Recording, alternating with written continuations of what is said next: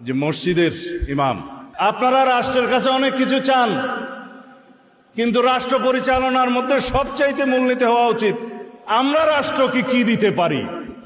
বিএনপির স্থায়ী কমিটির সদস্য জনাব সালাউদ্দিন আহমদ সাহেব বলেছেন, আমরা সবাই রাষ্ট্রের কাছ থেকে দাবি দাওয়া পেশ করি, খুব স্বাভাবিক, কিন্তু রাষ্ট্রকে আমাদের দেওয়ার চেষ্টা করা দরকার।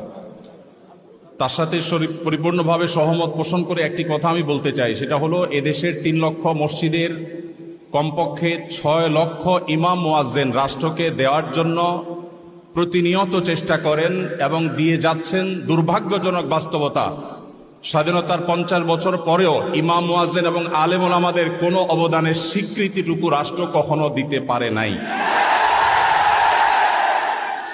আজও বাংলাদেশের চেহারাকে যদি পরিবর্তন করে দিতে হয়, আজও বাংলাদেশকে যদি স্বনির্ভর করতে হয়, আজও বাংলাদেশের পরিবেশ সচেতনতা সৃষ্টি করে যদি সাফল্য অর্জন করতে হয়, পরিবেশ বিপর্যয় যদি রোধ করতে হয়, যে কোনো দুর্যোগ মোকাবেলা যদি সফলভাবে করতে হয়, দেশের শুধু মসজিদগুলোকে ইমাম মুয়াজ্জিনদেরকে যদি রাষ্ট্র অন করে, ইমাম মুয়াজ্জিনদেরকে যদি সে সুযোগ দেয়, তাদেরকে যদি অন্তত কাজ করবার পরিবেশটা করে দেয়, আমার বিশ্বাস বাংলাদেশের চেহারা পরিবর্তন করতে আর কোনো কিছুর তেমন বেশি প্রয়োজন হবে না।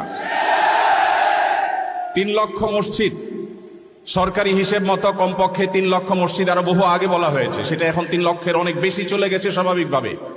3 লক্ষ মসজিদে প্রতি জুমার দিনে 12:30 থেকে 1:30 পর্যন্ত এই সময়ের মধ্যে গড়ে যদি 100 মানুষ একটা মসজিদে জুমার নামাজে খতিব সাহেবের খুতবা শোনার জন্য আসেন, তাহলে 3 কোটি মানুষ হয়। বাংলাদেশের সমস্ত টিভি চ্যানেল, সমস্ত মিডিয়া একযোগে সবচেয়ে পিক টাইমে এত বেশি দর্শক কখনো পায় বলে আমি মনে করি না। এবং সারা সপ্তাহের সবচেয়ে মূল্যবান সময় বৃহস্পতিবার রাতে, শুক্রবার অফিস নেই, স্কুল কলেজ নেই, মাদ্রাসা নেই, সবাই ফ্রেশ একটা ঘুম দিয়ে, সপ্তাহের সবচেয়ে ভালো গোসলটা দিয়ে, সবচেয়ে ভালো নাস্তাটা করে, সবচেয়ে সুন্দর পোশাকটা পরে, সবচেয়ে ভালো আতর পারফিউম ব্যবহার করে, সবচেয়ে মূল্যবান সময়টা খতিব সাহেবদের সামনে গিয়ে দোজানো হয়ে বসে। পৃথিবীর অন্য কোনো কৃষ্টি কালচার, কোনো সিস্টেমে একসাথে একটা দেশের 3 কোটি মানুষকে অ্যাড্রেস করার এই সুযোগ ইমাম সাহেব খতিব সাহেবরা ছাড়ার কারোর হাতে নেই।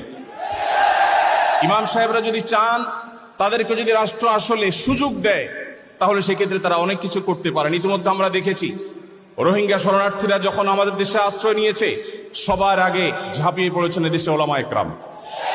প্রতিটা দুর্যোগে ওলামা একরাম যে ঝাঁপিয়ে পড়েন, সেটা নিঃস্বার্থভাবে হয়, স্বার্থহীনভাবে হয়। আমার উদাত্ত আহ্বান যে আগামীর বাংলাদেশে এদেশের মসজিদগুলো